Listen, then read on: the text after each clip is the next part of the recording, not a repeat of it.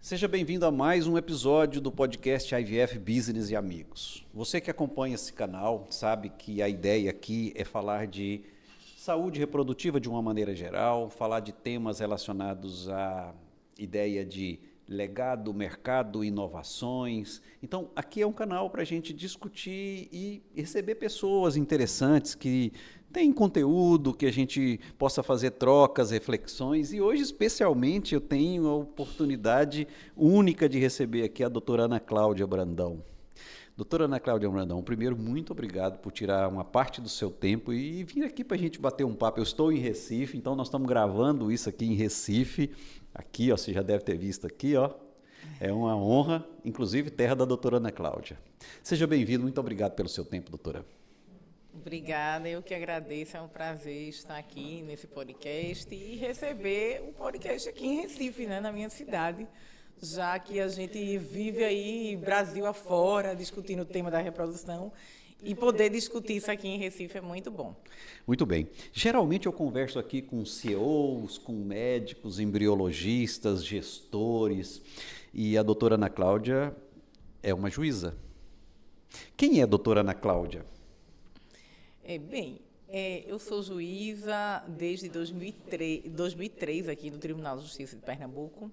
Sou titular de uma vara civil, né, que trabalha com demandas, por exemplo, muitas demandas de saúde. A questão da reprodução humana está inserida na questão de saúde e, portanto, tenho competência para esse tema na minha atividade jurisdicional. Também exerço aqui atividades junto ao Comitê de Saúde, junto ao núcleo de apoio técnico aos magistrados, que emite pareceres, notas técnicas nas demandas de saúde.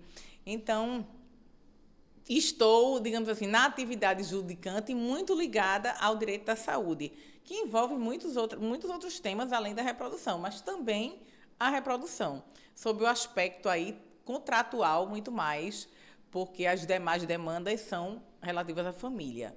Então, tenho essa questão na minha atividade judicante, mas também na academia, né? Eu iniciei o estudo de reprodução humana assistida lá em 2005, no meu mestrado, quando eu discuti a questão da identidade do doador, sob o aspecto jurídico. Revela ou não revela a identidade do doador.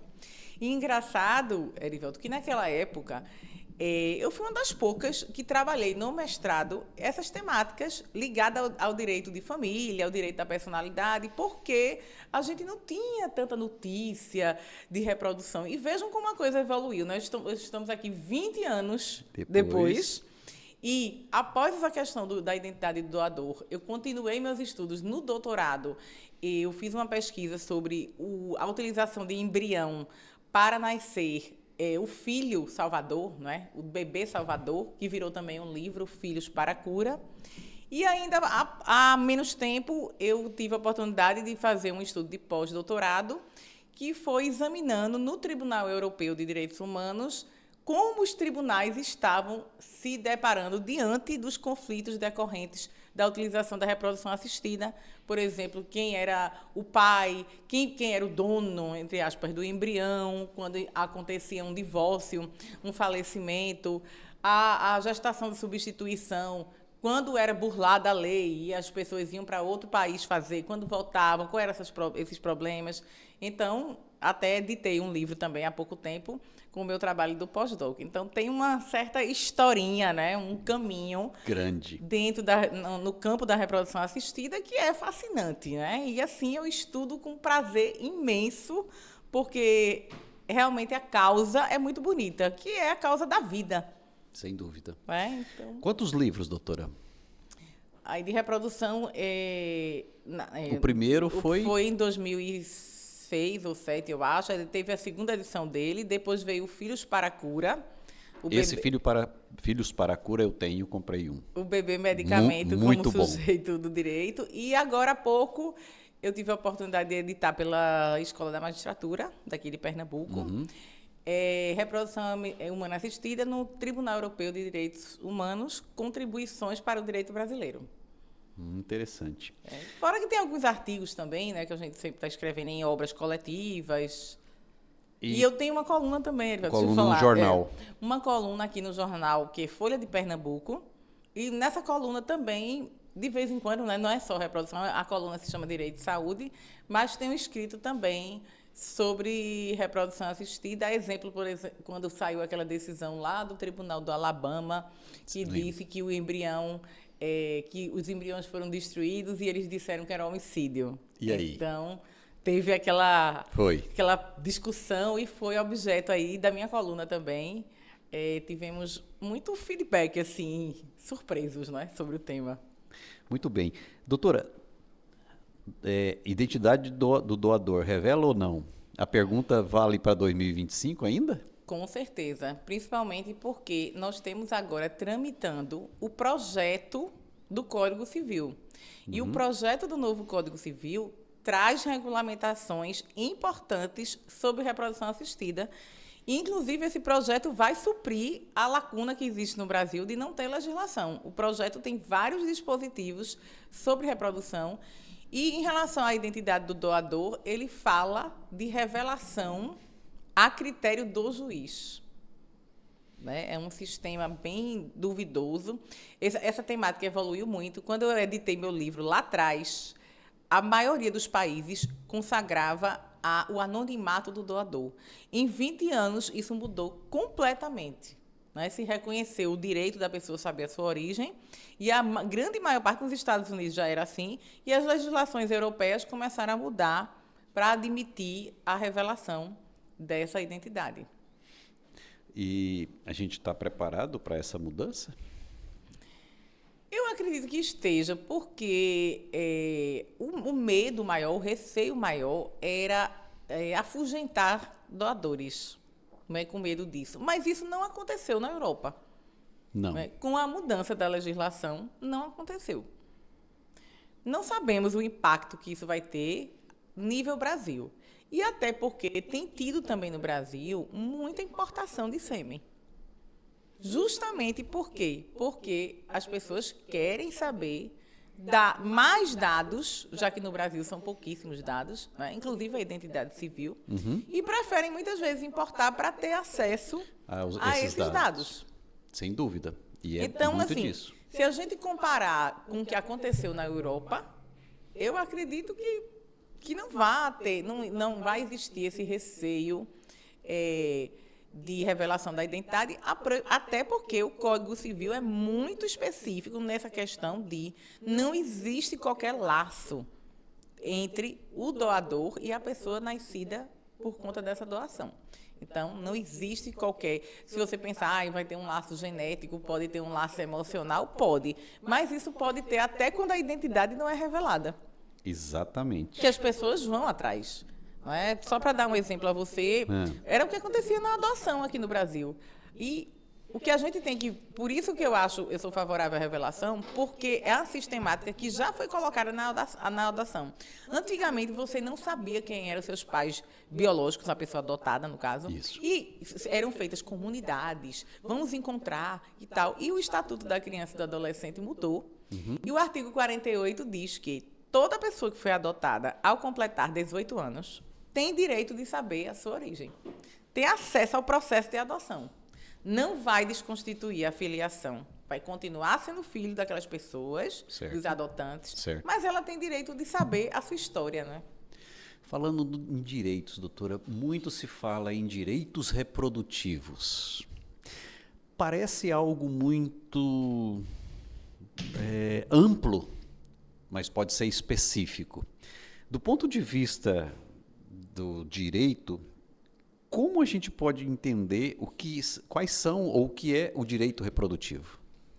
Boa pergunta, e é uma temática que, do ponto de vista jurídico, tem muita discussão.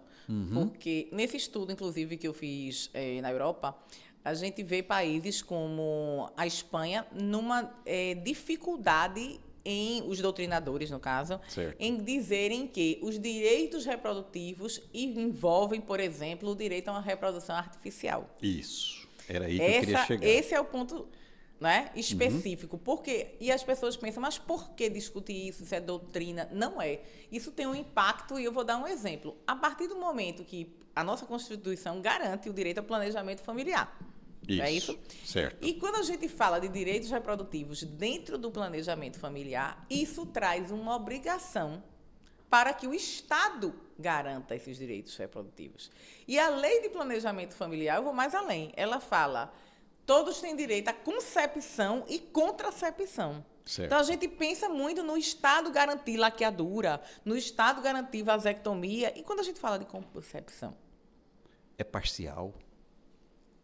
Hã? Então, nesse caso, o direito é parcial. Exatamente, e não é. Inclusive, saiu uma decisão recentíssima, agora acho que faz uns 15 dias, que foi publicada, do Tribunal de Justiça do Rio de Janeiro, obrigando o SUS. Já tínhamos outras, mas ainda é uma coisa muito isolada, porque eu costumo dizer, vejam, a gente pega aqui no plantão, ninguém tem dúvida que, se não tiver uma UTI pública disponível, as pessoas entram com demandas pedindo que o Estado custeie a UTI na rede privada. Certo. Mutatis mutandis, se não tem a reprodução assistida garantida, porque só temos 10 clínicas no Brasil hoje em funcionamento, que atendem pelo SUS. Imagina uma população de mais de 200 milhões de habitantes, nós sabemos essa parte estatística de uma maternidade tardia, não é? De projetos parentais que estão se desenvolvendo de maneira mais tardia, como eu falei, e você ter 10 clínicas no Brasil. Então, eu pergunto, se existe o direito constitucional ao planejamento familiar, se nós temos uma lei que diz que o direito reprodutivo, que os direitos ao planejamento familiar inclui os direitos de concepção e contracepção, eu acredito que no Brasil os direitos reprodutivos sejam direitos com base constitucional e inclui a reprodução também artificial. E foi isso que o Tribunal de Justiça decidiu, do Rio de Janeiro, agora há pouco, mandando que fosse custeada essa FIV no hospital privado, não é, na clínica privada, às expensas do poder público. Tem repercussão isso? Tem, porque é um precedente importantíssimo, né? Nós já tivemos um precedente do STJ, que analisou a questão contratual, dizendo que os planos de saúde não são obrigados a cumprir, certo, né? Mas por questões contratuais. E quando a gente vem para direitos reprodutivos, que inclusive até, com todo respeito àquela corte, eu acho que também merecia ser analisado sobre a ótica da infertilidade, que é catalogada como doença. Então, assim, inclusive esse precedente, ele não é unanimidade, ele foi por maioria. E os votos vencidos são bem importantes, mas bem, né, como é por maioria, foi aprovado. Sim. Mas essa discussão, ela também já começou a existir mais na rede pública, por conta, como eu falei, dessa deficiência de atendimento, né, 10 clínicas. E será que, de fato, a gente está assegurando esse direito reprodutivo, que está na lei e decorre da Constituição? Não. Pois é, então assim, o pessoal fala, isso não é importante. Isso é importante, porque isso é um embasamento até para uma ação. Se eu entendo que o direito reprodutivo não inclui a da reprodução artificial, eu não teria como demandar isso. Não. E se tem tribunais que já estão admitindo, que eu acredito que seja a interpretação conforme a Constituição, então já é um caminho, né? Ou seja, é uma teoria, uma discussão teórica que ela tem total repercussão prática. Entendo. E ao ter essa repercussão, a chance de mais pessoas se beneficiar dessa decisão é grande. Exatamente. Ou de o Estado criar mais centros ou melhorar o atendimento para quem precisa, né? Vamos só deixar claro aqui. Você está vendo aqui no YouTube ou pode estar escutando pelo Spotify, 10 centros ou 10 clínicas que a doutora se refere, são clínicas públicas ou laboratórios em centros públicos, né, que prestam serviço de reprodução assistida para 27 estados, né, ou 27 unidades federativas, para mais de 200 milhões de habitantes, é totalmente incipiente. Não tem como ser possível. Então, assim, a questão dos direitos reprodutivos me parece muito, assim, uma definição, eles são parciais. Ele só vai numa parte da jornada reprodutiva da pessoa, ou dos casais, ou enfim. A questão é que fica fica faltando uma parte importante. E que os Exatamente. planos de saúde estão também embasados por decisões que não precisam cobrir. E o Estado, com apenas 10 clínicas, se vê obrigado a ter que, conforme a doutora mesmo colocou, mais unidades, melhorar o serviço, ou obrigar o Estado a pagar para as clínicas privadas? Isso. Inclusive, nós temos uma portaria do Ministério da Saúde que fala da questão da reprodução. Então, assim, acho que está muito claro que esse direito reprodutivo tem que ser assegurado, de alguma maneira. E essa regulamentação, digo, é necessária porque nós sabemos que os recursos públicos são finitos. Temos N problemas de saúde, né? Judicialização da saúde no Brasil é a maior do mundo. Né? Então, Era isso. não é só reprodução, nós temos outros problemas. E aí você pode dizer, mas vamos gastar recursos públicos? Vamos, porque a gente precisa assegurar esse direito.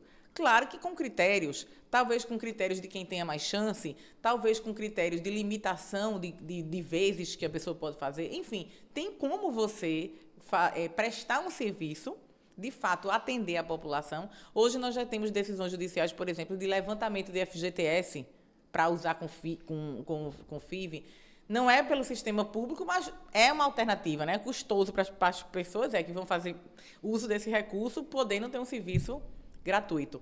Mas, enfim, estão criando mecanismos e acho que o poder público também precisa.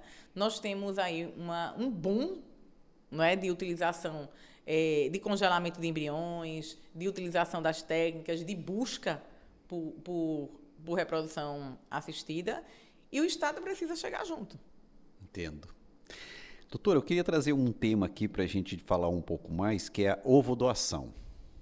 Hoje está respaldada em resoluções a questão da ovodoação compartilhada. Qual o limite da ovodoação compartilhada? Está bem interpretada? As clínicas, isso está claro, a lei deixa margem para o que a ovoreceptora arcar com os custos dessa ovodoação compartilhada. Eu queria te escutar sobre esse tema. É um tema bem sensível, não é? Porque a gente trabalha sempre aqui no Brasil com a questão da gratuidade, não é? Da doação de gametas. É um tema que a gente não pode tratar diferente, porque a Constituição não admite essa comercialização. Existe uma discussão, até na própria medicina, né? Se de fato aquela questão de proibição de comercialização de órgãos, de células, de tal, se isso incluiria, não é? Existe uma discussão até sobre sangue, não é? Sobre a possibilidade de haver esse pagamento quando se faz a questão de doação de sangue. Então, é um tema sensível porque envolve, sim, a Constituição Federal, que veda essa comercialização e que, se a gente for ver pelo ponto de vista jurídico, de fato, haveria aí uma troca, não é? E a troca pelo Código Civil, ele é um contrato oneroso. E aí? Estou falando agora como o juridiquês, né? Tá, o contrato oneroso, quer dizer, pressupõe Exatamente, pagamentos. Né? Então, com classificação de contrato oneroso, talvez essa prática fosse, digamos assim, contraditória ao que a gente tem dos princípios éticos e constitucionais. Mas eu, pessoalmente, acho que sou favorável à ovodoação, porque eu acho que é um mecanismo que você tem, na verdade, de poder fomentar, né, a reprodução assistida, esse compartilhamento, e, de certa forma, você tem os custos do procedimento. Né? Então, você não está efetivamente comercializando, você está pagando o serviço. Então, essa interpretação, acredito que por isso até que a resolução permitiu, não é? Porque a interpretação é de que o pagamento é pelos custos do serviço. E o custo do serviço envolve um óvulo, envolve um espermatozoide.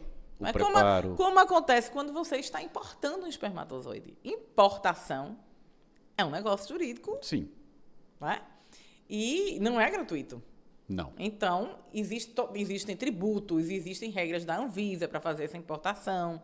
Tudo isso custa. Exatamente. Só que isso não significa que está havendo uma comercialização direta com doador contra as leis brasileiras. Não lá nos Estados Unidos, que podem, em outros países e tal. Mas eu vejo isso como custo do serviço. E acho que é essa saída que existe aqui no Brasil para considerar que não há uma infração ética, nem jurídica. Nem jurídica. Isso. Boa parte dos seus estudos aconteceram numa universidade na Espanha. Isso. E esse tema, ovo-doação, ou até mesmo doação de gametas de uma maneira geral, tem uma discrepância em termos de legislação bem acentuada quando a gente compara Brasil e Espanha. Estamos muito longe do ideal ou não? É isso mesmo? É isso mesmo que nós precisamos para o Brasil nesse momento? A Espanha que está um pouco mais adiante e nós vamos chegar lá um dia. É isso? Depende, porque eu vou lhe dar um exemplo. A Espanha, até hoje, não admite a cessão de útero. O que nós estamos bem adiantados. Exatamente. E não admite hipótese alguma, nem gratuita, nem entre familiares. Nós tivemos um caso bem interessante de uma atriz espanhola há pouco tempo, o sobrenome dela acho que era Oregon, alguma coisa assim, que ela foi para os Estados Unidos e fez uma gestação de substituição com sêmen do filho morto. Não é? E ela voltou com essa criança para a Espanha. E foi uma maior confusão para ela poder ter o registro, né, de nascimento dessa criança, justamente porque na Espanha a legislação não permite e a burla à lei requer até que haja um processo de adoção. E nós temos vários casos desses também na França. Já a França é considerada um país bem para frente também. E também não admite a maternidade subrogada ou a cessão de útero, como a gente queria falar. Também não admite. Então, assim, eu acho que não dá para a gente dizer que o Brasil... Eu acho até que a nossa resolução ela é bem avançada. E se a gente for comparar com algumas legislações. Certo. Porque a nossa admite a maternidade de substituição, inclusive até quando pessoas, mulheres que não são parentes, mediante autorização dos conselhos. Certo. Né? Então, assim, há uma liberdade. Né? Nós temos também a regra de que qualquer pessoa pode se submeter às técnicas de reprodução. Ou seja, não tem discriminação, pessoas trans, homossexuais, qualquer pessoa, mulheres solteiras que queiram fazer como chamavam de produção independente, né? Isso. Então, a gente tem uma liberdade. Qualquer pessoa, não importa o estado civil, não importa a orientação sexual. Então, nós temos muitas coisas que são avançadas. O próprio bebê Salvador, que é objeto do meu estudo, do seu livro. Você pode fazer uma seleção embrionária para escolher o filho, o embrião que seja 100% compatível. Veja, isso já é um avanço, porque eu estou selecionando o embrião. Certo. Né? Com um objetivo lá na frente de utilizar o benefício desse bebê. Exatamente, que veja que ponto controvertido isso. Você tem aquela discussão, mas você vai fazer nascer um ser humano para salvar outro. Então, tem uma discussão de dignidade aí muito forte. E a nossa resolução permite. Né? Então, a gente tem algumas coisas. O diagnóstico para implantação também é permitido no Brasil, não é? Então, eu não acho que a nossa resolução seja tão defasada assim. Certo. Conjunto de resoluções ou nós precisamos de uma lei para a reprodução assistida? Como as resoluções, eu acho que existe uma mistura. Certo. Né? A resolução, eu acho que ela invade muito a seara jurídica. Né? Talvez o Código Civil, por exemplo, que vem aí, nós tivemos a exemplo da resolução que teve em 2021, que causou muito problema, que era só podem criar 8 embriões. Isso. Não sei se você lembra. Lembro. Então, como que uma resolução vai dizer isso? E se vierem mais? E outra coisa, não poder e a paciente. Tem pacientes de todo tipo. Tem pacientes que vão conseguir mais óvulos, outras que não vão. Então, tem pacientes que têm uma idade avançada, que têm uma doença específica. Então, não dá para você uniformizar um assunto que é científico e técnico. Mas o que é que a gente pode uniformizar? E aí é que eu acho que não é o papel do Conselho Federal de Medicina. O que é que a gente pode uniformizar? Exemplo, o embrião congelado que está lá. Quanto tempo a mulher pode implantar para ele ser herdeiro? Boa pergunta.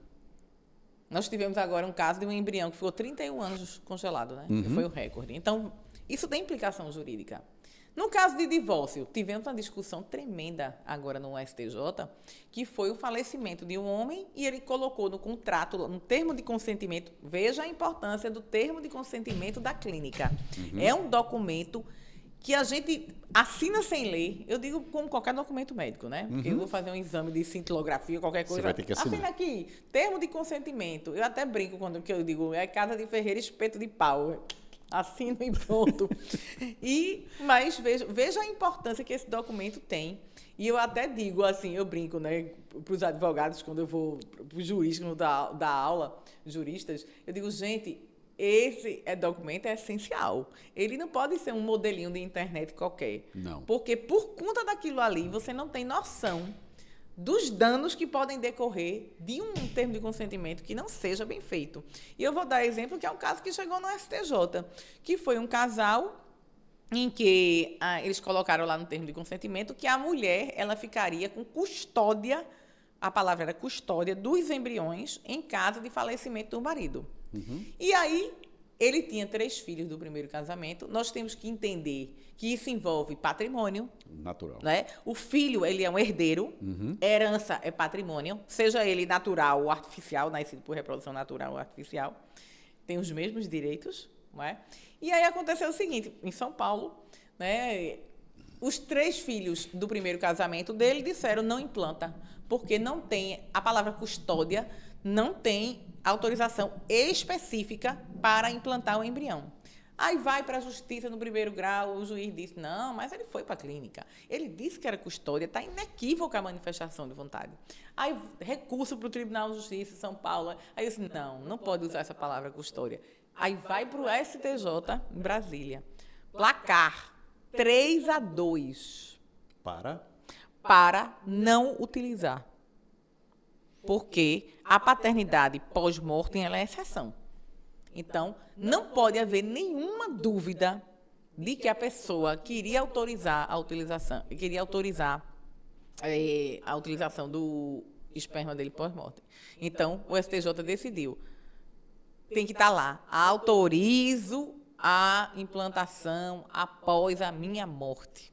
A palavra custódia, nesse caso aí, juridicamente não refletiu a vontade. Por 3-2. Para dois dos ministros, sim. Teve um embargo de declaração para discutir, mas, bem, a decisão que foi mantida foi essa. E para você ver o placar, 3-2. Talvez se fosse outra turma, fosse diferente, não sabemos. Então, como o tema é sensível e que a gente precisa, por isso que eu digo, a legislação, ela não tem que tratar de técnica. Ela não vai dizer o que é FIV, o que é nada, o que é quantos embriões, isso aí é médico. O que ela tem que dizer é a parte jurídica. Entendo.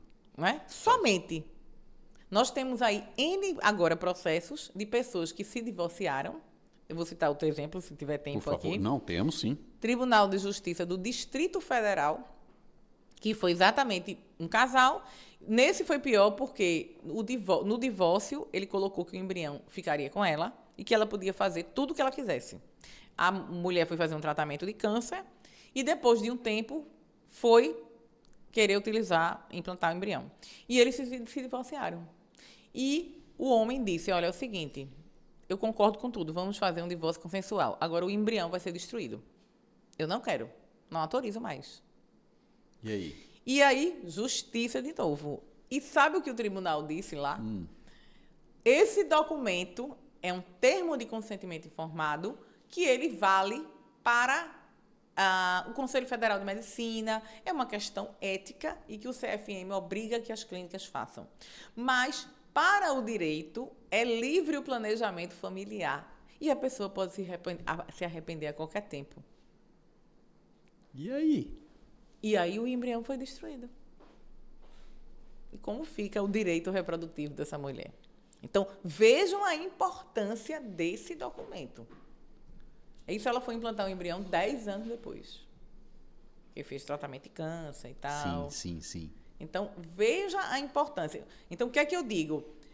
Legislação não é para engessar a ciência. Não existe isso. A ciência não vai parar. Vão surgir novas técnicas, novas tecnologias. Né? Estão surgindo aí até úteros artificiais. Sim. Eu até escrevi até um artigo sobre isso também. E a gente não vai parar a ciência. Só que a gente precisa de segurança jurídica, porque as pessoas vão dizer, ela pode pleitear uma indenização, de repente até contra a clínica, porque não esclareceu, não informou que ela corria esse risco. Então, ela estava lá tranquila, 10 anos, o embrião é meu. Vou fazer o que eu quiser, vou ser mãe quando eu quiser. E não era bem assim. E não era bem assim. Então, as pessoas dizem, indenização por perda de uma chance e tal. Tudo bem, nós podemos ter reparações patrimoniais, mas as reparações que eu digo que são existenciais. E quais são essas, à luz desse caso ou no caso da saúde reprodutiva? As existenciais seriam justamente você poder reproduzir. Essas ficam prejudicadas. Totalmente. Não é? E aí eu costumo dizer, o direito resolve muitas coisas em dinheiro, em patrimônio, em indenização. Mas danos existenciais vão ser resolvidos com indenização também? Vão. Mas será que, de fato, eles vão ser compensados? Não, só financeiro. Não é? Então, assim, a minha defesa, o Código Civil vem aí, como eu disse, regulamentando. Acho interessante, o Código Civil não tem invadido a seara médica. Ele tem falado justamente dessa questão de quanto tempo depois pode implantar embrião, para ser herdeiro, para que você tenha segurança jurídica. Porque a segurança jurídica faz parte, não é? É a consequência do exercício do direito reprodutivo. Então, de repente, você vai lá, de repente, veja, essa mulher não tivesse esperado tanto. Não precisaria de ter esperado tanto tempo. Se ela soubesse que ele podia se arrepender, Isso. ela poderia ter dito, olha, ele pode se arrepender a qualquer momento. Então, eu vou ver logo qual é a janela de oportunidade que eu tenho para implantar. Não é? Sem dúvida. Certamente, essa falta de informação, até porque acredito que não foi de má fé, nem as próprias clínicas podem prever o que vem aí da justiça, né? Mas a gente precisa informar.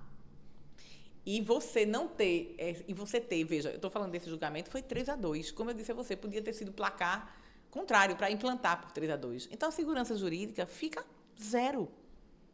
Imagine você esperar esse julgamento. Anos com o embrião congelado, esperando essa definição, se ela poderia implantar ou não. É muito desgastante. E feito eu disse, é uma insegurança tremenda. Você não sabe qual vai ser o resultado. Sem dúvida. Doutor, tem uma resolução falando sobre câncer. Paciente, naturalmente que esse canal aqui, ele é um canal aberto e muitos pacientes vêm escutar o que o médico fala, não é ciência, e a gente pode aproveitar esse tema para orientar ou esclarecer. O paciente com câncer tem direito ao esclarecimento quanto à fertilidade e à preservação da fertilidade prévia ao tratamento oncológico. E existe uma resolução em que orienta que o médico deve esclarecer e é uma decisão compartilhada ali no momento de seguir com o tratamento oncológico ou fazer a preservação. A gente sabe que tem casos judiciais em que o paciente supera o câncer e volta para processar o médico que não esclareceu ou não fez de maneira correta. Eu queria te ouvir, principalmente aqui à luz e também orientativa. Procede, faz sentido, não é bem assim ou não? Fique muito atenta quanto a isso. Eu digo, fique muito atenta. Inclusive os médicos. Eu costumo falar muito em eventos que tem médicos. E eu costumo pontuar que o dever de informação, ele é muito importante, porque a gente fala muito em bioética na autonomia, né? O grande princípio da bioética é a autonomia. Só que você não pode exercer autonomia se você não tem informação. Né? Inclusive, em relação ao congelamento de óvulos, há várias decisões que o plano de saúde tem que cobrir. Nesse caso específico de câncer. Exatamente, nesse caso específico de câncer. Então, essa informação do profissional de saúde para o paciente ela é importantíssima. Importantíssima, porque ela vai poder decidir com autonomia. Não é? E depois, lá na frente, ela vai dizer, olha, eu não fui informada que eu podia fazer isso. Então, assim, o dever de informação, e eu digo, muitas vezes, muitos processos, e agora não existe mais a terminologia, né? O próprio Conselho Nacional de Justiça aboliu a terminologia de erro médico. Agora, quando você vai entrar com ação desse tipo, a classificação processual é dano decorrente da prestação de serviço de saúde. Então, o termo erro médico não existe mais. A gente tem a mania de falar isso porque nós estudamos, né, nas faculdades, nos bancos de direito, e os livros também sempre falavam isso. Eu mesma fico me policiando hoje em dia, né, para não falar essa expressão, porque foi até um pleito dos médicos, porque o dano decorrente do serviço de saúde, muitas vezes não é só do médico, pode ser do fisioterapeuta, da enfermeira, de vários... Pode. Não é? De vários, digamos assim, atores da saúde. Então, se dizia que era um estigma muito grande. Não é? Como se diz com a expressão violência obstétrica. Nem sempre é o obstetra que comete isso, e há vários tipos de violência. Então, existe uma pecha muito grande. Então, é difícil, eu sei que já está incorporado no nosso linguajar. Erro médico. De vez em quando eu falo também.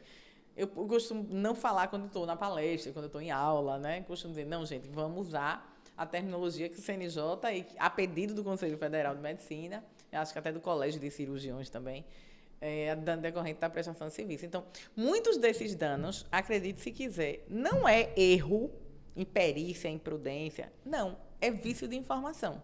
E eu vou lhe dar um exemplo. Um homem, né, que fez vasectomia e a mulher engravidou. E aí? E aí, muitas vezes, as pessoas vão e dizem assim, olha, ele errou, ele não fez o procedimento correto. Mas ele fez. O problema é que ele não informou. O problema é que ele não disse, olha, isso aqui não é 100%. É raro. É 0,0001%. Mas existe. Mas pode acontecer. Então, veja a diferença da informação. Não foi Já erro, tivemos processos assim com laqueadura. Não foi imperícia. Não foi imprudência, negligência, foi violação do dever de informação. Então, os documentos médicos são importantíssimos. Importantíssimos. Não é pro forma.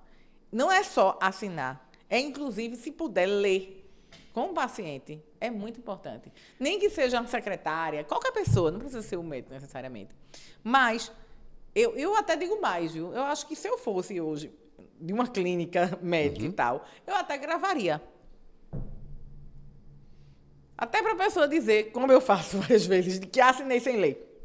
Não sei, que não é escusa. Claro. Não é? Mas, de repente, até agora eu estou informando, não é? Vou deixar aqui guardado, arquivado, estou informando que existe a possibilidade do procedimento acontecer isso, isso e isso. Estou informando a você que o embrião, ele autorizou que o embrião ficaria com você, que você pode fazer o que quiser, porém, esse arrependimento pode ser a qualquer minuto, a qualquer tempo antes da implantação. Então, são esclarecimentos que fazem toda a diferença e que não vão gerar expectativas que não sejam reais. Porque a informação ela pode ser interpretada de outra maneira. Exatamente. Então, E você que presta a informação acredita que está totalmente coberta e quem recebe não entendeu daquela forma. Exatamente. De quem é a responsabilidade? De quem vai informar. Então, imagina, nesse caso de Brasília, se essa mulher se volta contra a clínica e diz assim, olha, tudo bem, eu perdi na justiça, mas em momento nenhum eu fui informada aqui que ele podia se arrepender. E aí a clínica está numa insegurança jurídica. Total. Por isso que eu digo, lei não é para engessar. Lei é para falar de direitos. Né? E não é para falar das técnicas de reprodução. Para a lei não interessa se são 8, 10, 20 embriões. A lei não vai tratar disso. Qual é a técnica que o médico vai usar? Se a idade é tal, aí tem que usar tal técnica. Aí pode. Não, a lei não é para isso. A lei é para tratar dos contratos e das consequências nas famílias. Quem é o doador nunca vai ser pai. Tem que estar claro isso. né? A dor nunca vai ser pai. Exatamente. Então, para efeito legal, não. Se você quiser conhecer ele, falar com ele, ok. Mas ele não vai ser o seu pai, não vai ter alimentos, não vai ter sucessão. Então, são coisas que como é também um tema muito tabu, Muito. né? Os processos, por exemplo, de reprodução, a gente tem dificuldade em saber, porque são segredos de justiça. Então, até para a gente fazer uma pesquisa, né, a gente não tem tanta facilidade. Entendo. Então, assim, é um tema que é tabu e, por isso mesmo, é que é muito importante que haja essa segurança jurídica. Porque você vê, tem muitas famílias que não querem nem dizer que estão fazendo tratamento, né? Imagine que acham que a infertilidade é alguma pecha de incompetência, algum defeito. Que a mulher não está cumprindo o seu papel na sociedade. Exatamente. Inclusive, nós temos tido um avanço muito grande na área da psicologia ligada à reprodução assistida. Muito. Né? Isso cresceu bastante. Muito. Eu fiz parte de um grupo com psicólogas, já fui para evento, então tem crescido muito, porque, de fato, isso envolve sua origem, envolve sua fertilidade, envolve a família. Né? Então, é um aspecto muito importante e o jurídico não está de fora, porque ter segurança dos efeitos que a sua escolha reprodutiva vai ter é crucial na vida das pessoas. Então, não é só uma formalidade. Em se tratando de segurança jurídica e pensando nas clínicas como prevenção, existem alertas jurídicos ou preste atenção nisso, cuidado com isso? Quem assiste esse tipo de conteúdo geralmente busca fórmulas prontas. No direito não tem fórmula pronta, porque é interpretativo. Mas tem aí um top 10, um top 5, uma lista, olha, de alertas jurídicos. Por exemplo, vamos pegar um aqui, que eu gosto, inclusive. Termo de consentimento livre e esclarecido. Tudo começa por aí? Tudo. Tudo começa por aí. Esse documento é a salvação da clínica em relação a um processo futuro e também do próprio direito do paciente. É bom para os dois lados? Total. Eu digo assim, que é o termo da confiança da relação médico-paciente. E tem que estar... E tudo tem que estar ali, doutora? O que você puder colocar, é interessante.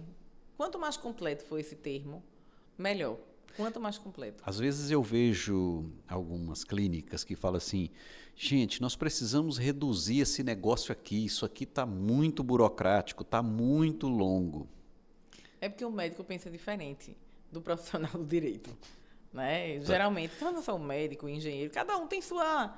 Né? Uhum. Até eu digo assim, nós do lado jurídico, até a forma de a gente se comportar é mais formal. Né? Então, assim, o médico ele tem a técnica, ele é prático, certo. Ele vai dar o resultado. Uhum. Ele não vai pensar no problema. Né? Agora? Não vai. Nem agora, de repente, nem no futuro. Ele não está pensando no problema, ele está pensando que ele vai conseguir realizar a técnica da melhor forma possível e que o resultado, que é ter o nascimento de um filho saudável, vai acontecer. Ele não está pensando nisso. O profissional do direito, ele está pensando no efeito jurídico que aquilo vai produzir. O psicólogo vai pensar em quê? Como aquelas famílias vão ficar se houver uma doação, uma inseminação heteróloga, não é? Como é que essas famílias vão ficar? Qual é o momento que o filho tem que saber? Que ele tem que saber? Revela para ele? Não revela? Então, essa assistência psicológica, vejam como cada um tem um papel importante. Entendo. É? Então, o profissional do direito, ele vai auxiliar nesse ponto. Vai dizer, olha, tudo bem, você é maravilhoso, sua técnica é a melhor que tem, a sua clínica é a melhor que tem. Mas vamos garantir aqui o que é que essas pessoas têm direito, né? O que é erro, o que não é erro, né? As chances, tudo isso tem que ser esclarecido. Porque isso tem a ver com o efeito jurídico. Isso não tem a ver com a técnica médica. Mas é uma visão que não está no dia a dia das clínicas e tampouco o paciente naquele momento ali, ele está visualizando a possibilidade de lograr sucesso no tratamento e ele está disponível e disposto a... porque ele confia no médico. Então, assim, essa visão bem da visão aí do direito, ela não existe, ou a gente tem que fazer um exercício de prevenção o tempo inteiro? Tem.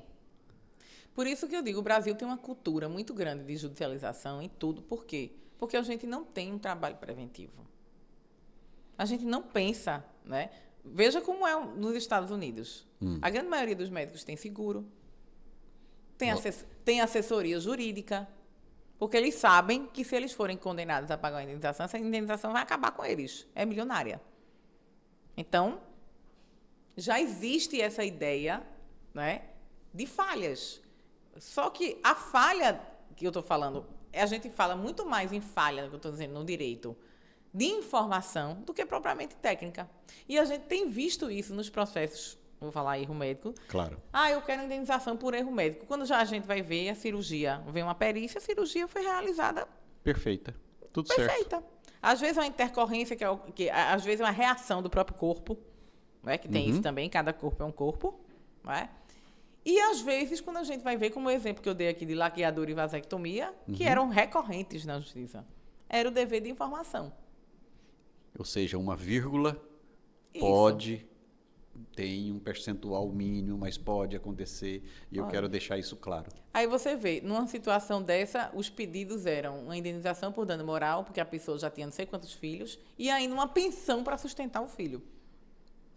A qual a cirurgia deveria ter evitado. Exatamente. Veja a consequência. E assim, claro que, não sei se a pergunta é essa, mas logra sucesso um processo como esse? Não. Ou sim? Depende, né? Se for vício de informação, pode até... Não tem tido muita comprovação da falha técnica. Hoje a medicina está cada vez melhor, tem mais tecnologia. Então, assim, os erros existem, né, em perícia, imprudência ou negligência, mas assim, deixou um algodão lá na barriga do paciente. Tá. Coisas que são realmente... que não deveriam acontecer nunca. Mas um erro mesmo numa técnica...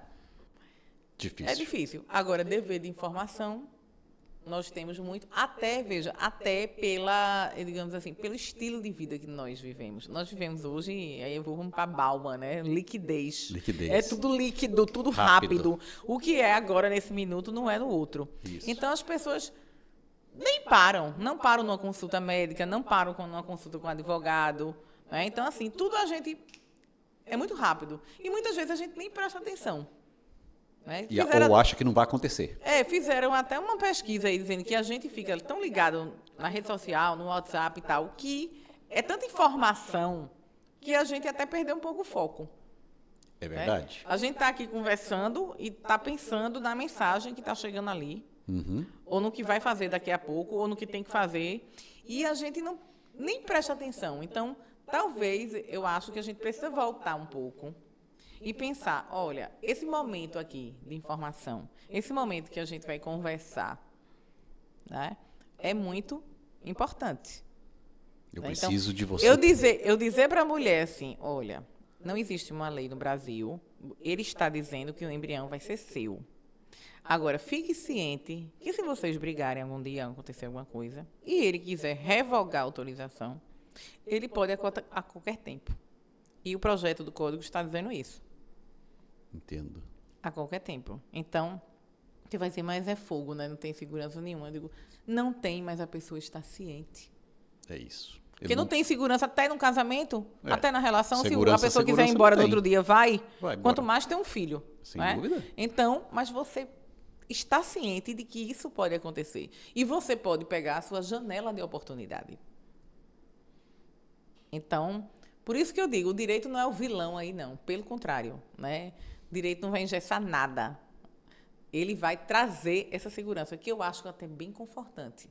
Eu digo, eu preferia saber de todos os riscos, de tudo. Por exemplo, quem não quer saber, tem gente que até que tem dúvida, mas veja, se aquele doador, por exemplo, se o filho quiser ir atrás dele e quiser que ele seja o pai e tal, as pessoas fantasiam muito isso.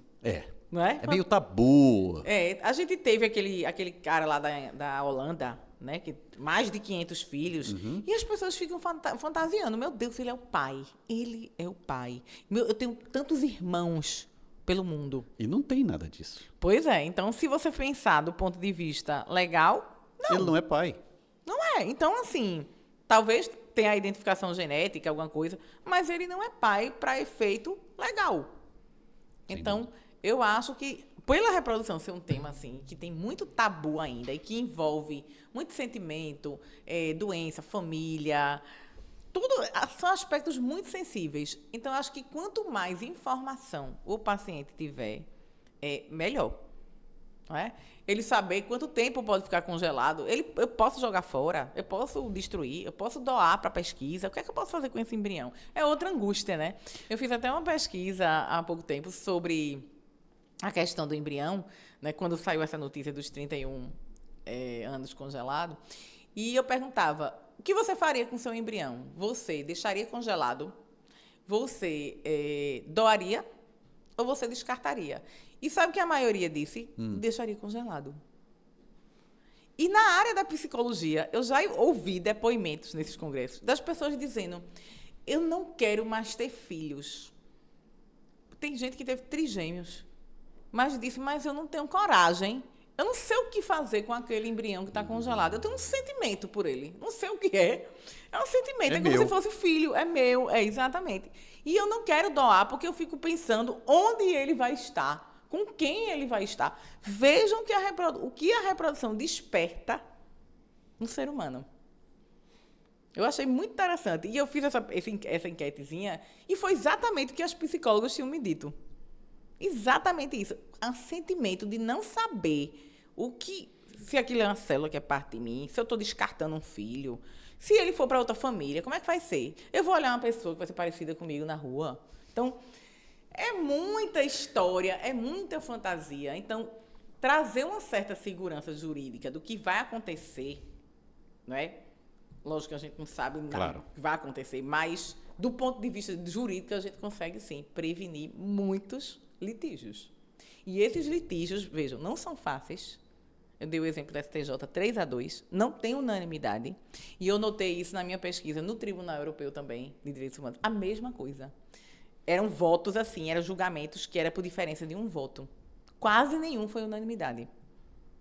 Incrível. Eu estou falando de Europa, e o Tribunal Europeu ele trata de demandas de países que aderiram ao Convênio de Direitos Humanos. Então, veja, não é um país. Eu não estou falando de decisão só da França, da Espanha. Eu estou falando de juízes de toda a Europa. Então, é muito complexo o tema. A legislação não vai suprir todas as lacunas, mas que vai ajudar, vai. Até, por exemplo, eu posso implantar até quando? Aquele embrião está congelado. Estou com autorização para implantar. Certo. Ok. O marido morreu. Até quando eu vou implantar isso?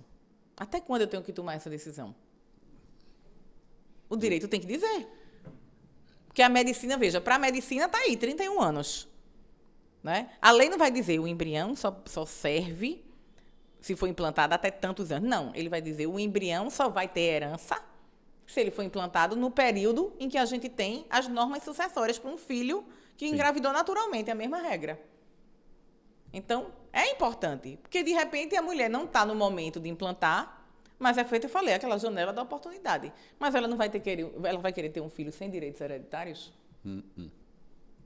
Não sei. Então, veja a importância. Muito. Doutora, é incrível como o tempo passa rápido e essa conversa está tão boa, mas tem um tema aqui sensível demais que eu preciso fechar esse nosso bate-papo com ele. Inseminação caseira.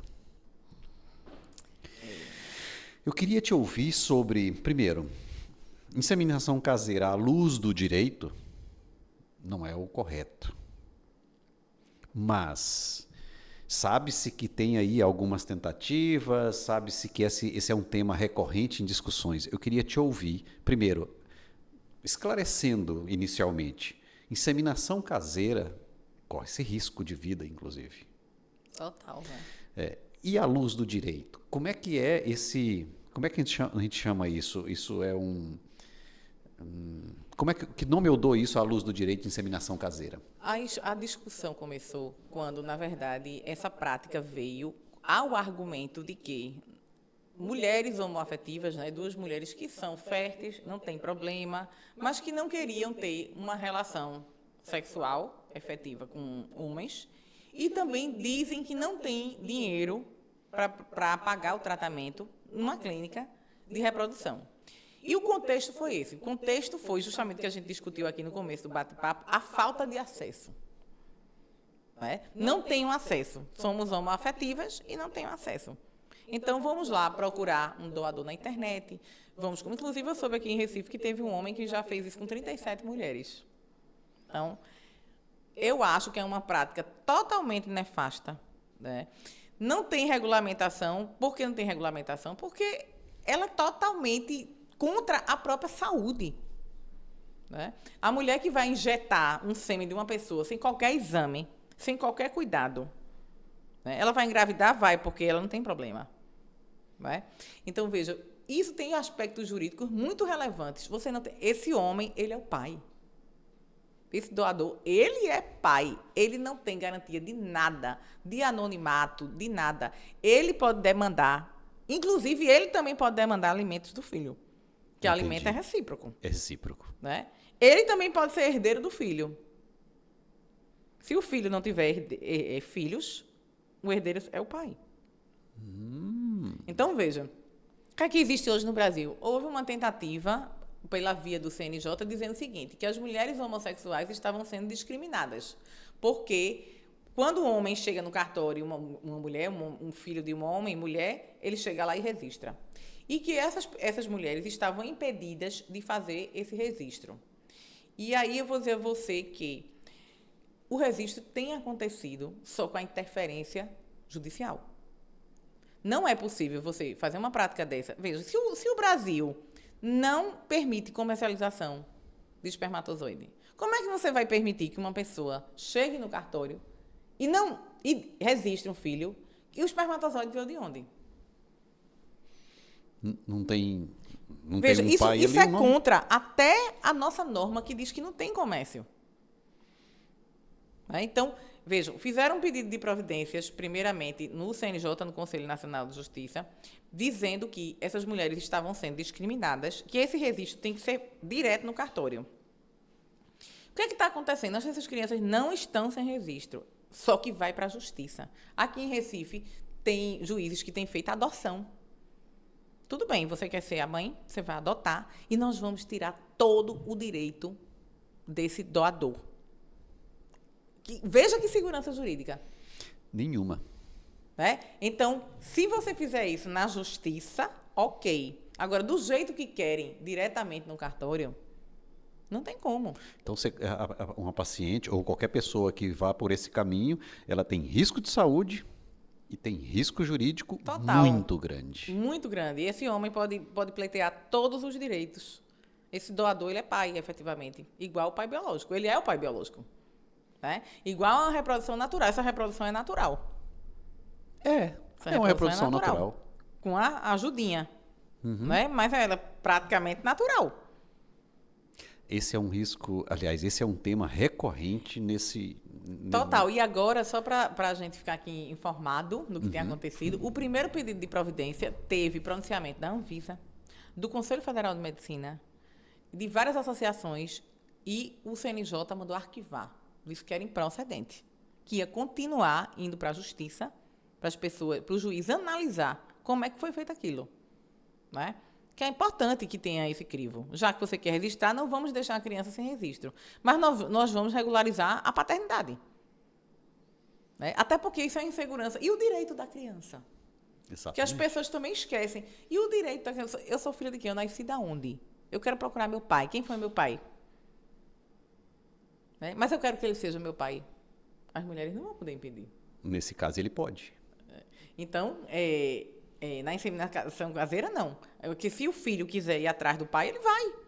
E ele pode demandar esse pai. Ele é pai para todos os efeitos. Ele é pai biológico e ele é pai legal. O que não acontece com doador na reprodução na clínica. Exatamente, né? Que não é pai. Então, e agora foi arquivado esse procedimento e agora renovaram, pegaram uma decisão do STJ, da ministra Nancy Andrighi, que falava sobre inseminação caseira, que existia o direito ao registro e tal. O registro está acontecendo, só que mediante autorização judicial. É uma situação especial, que precisa, sim, da interferência do judiciário. O cartório só não resolve. Né? E o cartório, e vejam, a gente tem princípios jurídicos. Como é que eu vou fomentar uma prática que é contra os interesses da criança, que é contra as normas éticas de reprodução assistida que vigoram no Brasil e que é contra a própria Constituição que diz que não comercializa sêmen?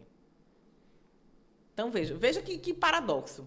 Aí, hoje, pegaram essa decisão do STJ e renovaram esse pedido. Então, está tramitando novamente esse pedido é uma legalização, sim. Porque a partir do momento que eu chego no cartório e registro, ninguém está vendo nada. Né? Como é que foi feito? Quem é esse homem? Como é que foi feito?